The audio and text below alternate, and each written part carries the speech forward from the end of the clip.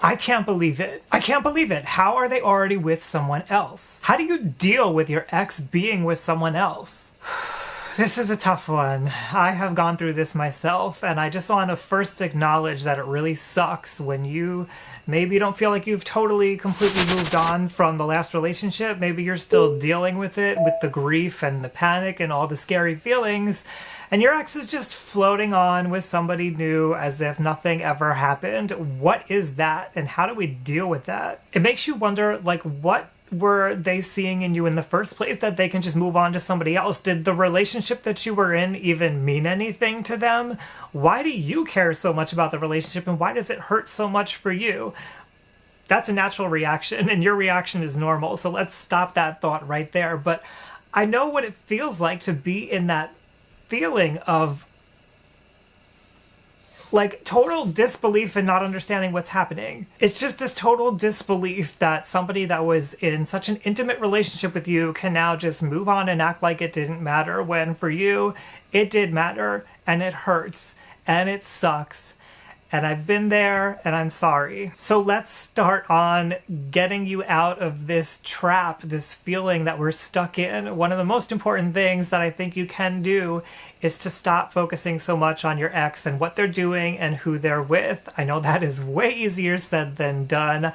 I still get curious about what's going on with my exes. That's just kind of the way it is in this age of social media. But if you're feeling so raw and it's hurting so badly, these constant reminders, they're not helping. So if you can, if it feels right, block your ex. Maybe if you don't want to block them, unfollow them on all the social media channels, and go a step further than that, because they're still going to show up in your timeline if friends talk about them or somebody that knows them posts a picture. So you may want to go ahead and unfollow a lot of other people who you both know in common. I know that seems like it might be a little bit drastic, but you're allowed to cocoon yourself a little bit here, and you're allowed to protect your own feelings. And honestly, I think that body response of wanting to see what's happening, and maybe there's like some dopamine involved here where it feels like we're compelled and we're motivated to do that. It's too tempting. So it only makes sense to take these precautions and shut things down now so that it doesn't just happen. Like let's remove the things that make it so easy to see what's going on with your ex and whoever they're with. Let's cut that off now. Go ahead, pause the video, come back after you do it, and get rid of all those things that could be reminding you of your ex and what's going on in their lives, because it can become a little bit like an obsession. And there are body processes that make it really tempting to continue over and over again. And I don't want to see you falling into this cycle of pain, which I went through, and it's not fun and it sucks. Okay, did you do it? I wanted to make sure that you're actually following through on this and you're not just listening to me and not really doing it. So please take the time, go to your ex, go to the friends. You don't have to unfriend them. You can do that, of course, but just use the options that say unfollow. Use the options that say show me less of this, because right now that's what you need. And while you're at it, if you need to take this also, you may want to go ahead and take their pictures that you have shared. Maybe they're on your profile, delete them, private them, whatever you got to do. Like, get all the reminders away from you. Maybe you have a picture still on your nightstand. Maybe you have reminders in your room of stuff that you did together. Put it all away. Get those reminders away, because it's only going to make you think about them again and then think about what they're doing. And don't just think that because you've taken these precautions that you're in the home clear, because you are going to have friends who know what's going on, and some of your friends are probably going to love the drama and everything. Even though they think they're being supportive, they're really not. And they're going to say, oh, did you know that your ex is doing this? And did you know your ex is with this person? So again, maybe unfollow some of those people, maybe mute them on your messengers and your chat systems, and let them know, like, I don't want to hear this information right now. I understand that you're trying to keep me in the know and you think you're doing me a favor, but really it's not. It's hurting me, and I really just would rather you not talk about these things right now. Let's talk about other things, and I'll let you know when I'm willing and able to hear about what my ex is doing. Okay, so we've got that out of the way. Let's also try to remember that what they're doing is not really a reflection on you. And I know that's hard to hear and hard to process. And we're like, of course it's a reflection on me. Like, we had a relationship and then he's going on to somebody else who looks better than me, who's more talented than me. Or on the other side of things, you might think, oh my God, they went to somebody who's uglier than me, who's crappier than me, and what does that say about me? It doesn't really matter which direction, you're always going to compare yourself and wonder, like, why did they choose this person? So remember that who they chose is not really a reflection on you, it's much more a reflection on them and how they behave and what they're looking for, which usually, if they're moving on quickly to somebody else, is not something healthy. I think all of us, when we look deep down inside, we know what went on in our relationship, and we know, even though we may not be willing to admit it right now, we know like what part we had to play and why things went sour, and we know what part that our ex had to play. And although sometimes we feel like maybe our part was less than our ex, or maybe we feel like our part was more than our ex, really at the heart of it, we are not to blame for everything. Let us put it clear right here. You are not to blame for everything that happened in the relationship. And if you are mature enough to recognize that you had a large part to play in why the relationship went bad, then that's a good thing. Then let's take the time to acknowledge that you have the maturity and the sense to look at your own part and move on from here and try to do better. But just because your ex winds up with somebody else, that doesn't make you a bad person. It doesn't mean that you were necessarily even bad in the relationship. You know, if you have the maturity to see what went wrong and you've brought these things up to your ex and your ex was still not willing to work on them, then that just says to me that your ex doesn't have the patience to work on a relationship. So again, I don't want to get too deep into this because everybody's situation is different, but what your ex does is what your ex, it's about your ex. It's got a lot less to do with you and who you are. Now that's all good and fine. You know, for me, when my last ex broke up with me and it was this long drawn out thing, it was horrible. I was willing to own up to the things that I did wrong. And I had that maturity and, you know, I had that sense and I tried to work things out with him and he wasn't willing to hear all of that.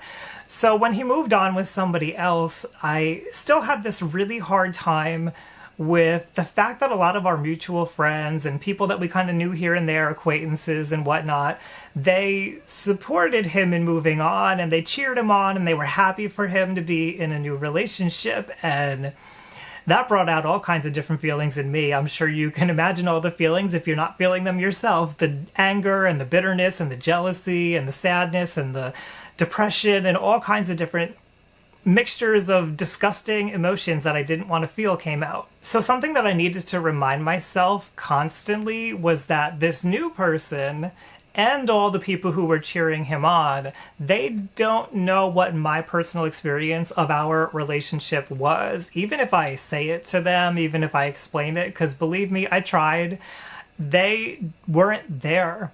And some of them may believe that I'm lying. Some of them may believe that you're lying. Some of them maybe just feel a closer connection with your ex, whatever it is. You have to remember that they don't have all the information. They weren't in the room with you at all times. And even if they were in the room with you, they may have had preconceived judgments about what was going on. And that hurts and that sucks and it feels very unfair. And sometimes it really is unfair. And I hated it. But the reality of things is that some people will go on to support your ex, even if they did really horrible things, because they either don't know that those horrible things happened, they don't believe they happened if they were told, they have a longer history with your ex. Like, there's a lot of reasons why people stay with somebody who does bad things. Maybe they're trying to be supportive and help him learn a new way. So I just want to convey here to not take it too personally, and it's hard because I swallow this all the time because it still frustrates me all the time with knowing that my ex just kind of like skated on as if nothing happened and people supported him through that. But I have to remind myself constantly that they weren't there for everything. They don't know everything that happened, and for all I know, they never even liked me. So those people and those opinions aren't so important when it comes to my experience of my relationship with my ex and them supporting a new experience of my ex with somebody else. Again, doesn't have a bearing on who I am and how I handled myself and what I deserve. I'm hoping that some of what I've said here is helping to shift a little bit of your perspective and maybe take some of that stress away, but also something that you should be doing to help cope with all of this, to deal with your ex moving on with someone else, is to distract yourself. You know, I mentioned the blocking and everything, so that removes maybe the possibility of the memory of your ex coming back into your mind. But also do other things. You know, you have to replace that time. So if you were spending a lot of time thinking about your ex, wondering what they're doing, noticing the pictures and stuff on social media, do something else now. Start reading a book. Take up a hobby. If it's nice weather outside, go out and do something outside. Go for a hike, pick up a sport, go shopping, go do whatever is a healthy coping mechanism for you. If it's unhealthy, try not to do it too much. I know this is a time in life when things are very stressful and we may want to go to those unhealthy coping mechanisms, and in moderation, that's okay. But generally, look to do something that's going to make you move forward, something that's going to make you feel more confident about yourself, something that's going to make you feel accomplished. Like, this period of time, even though it sucks, even though we're swimming through the mud, we're going to get out of it and we're going to walk in the sunshine again. A great thing to take up, if you're not already doing it, is to do something like exercising or stretching and yoga, any of those kinds of things that get your body moving, because we know that moving and exercise helps to promote a lot of the healthy hormones and all of the processes in our body that generally make us feel good and make us feel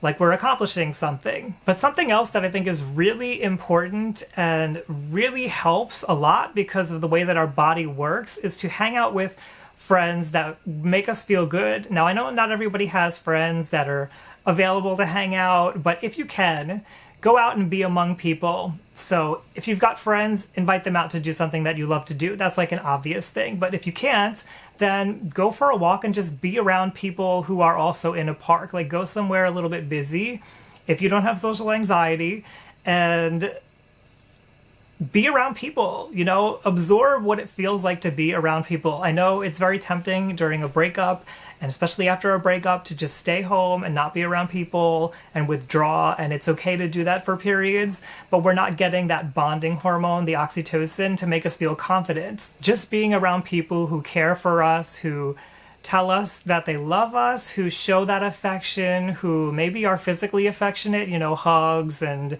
maybe, you know, just like light touches here and there, that helps to remind us that other people can be safe to be around and other people care about us and that we are worth being around other people. We're worth having at least friendships with. And of course, friendships always go on to lead to romantic relationships when we find the right person. So just being around human beings can help get us back in touch with that sense of humanity that sometimes feels like it goes away when we grieve the loss of an ex. In addition to being around people, and remember, if you can't do this like out in public, at least go on social media and talk with people who are going through the same thing that you're going through so you don't feel so alone. But in addition to this, do the things that help you to feel comfortable. I know it seems obvious, but sometimes we just want to mope around and we just want to like feel crappy, and the negative stuff just repeats and repeats and repeats in our head, and that's okay. There's nothing wrong with that, but we also should try to work towards feeling better in some way. And one of the best things we can do is to listen to what our body's telling us, and if we don't feel good, if we need to cry, go ahead and cry, do those things. But once that's over, take the time to really nurture yourself. You know, when you go out shopping for things, buy something that makes you feel good. Don't just buy whatever. When you're at home, do the things that make you feel good. Don't just go through your day like the average routine, like nothing has changed, because something has changed. And this is a time to really show yourself that you do care about yourself and you don't need somebody else like your ex to care about you. Because I know it's really tempting when you see them with someone else to think, well, I just lost I lost all of this connection with this person, and now they're giving it to somebody else, and here I am alone and I've got nothing. But that's not true. Even if you don't have the friends, you can go ahead and try to make the friends. But even if you don't do that, you can still display to yourself that you care about yourself. Practice it, work on it. It will happen. Have you gone through this? Share your tips below. How do you deal with when an ex is with someone else?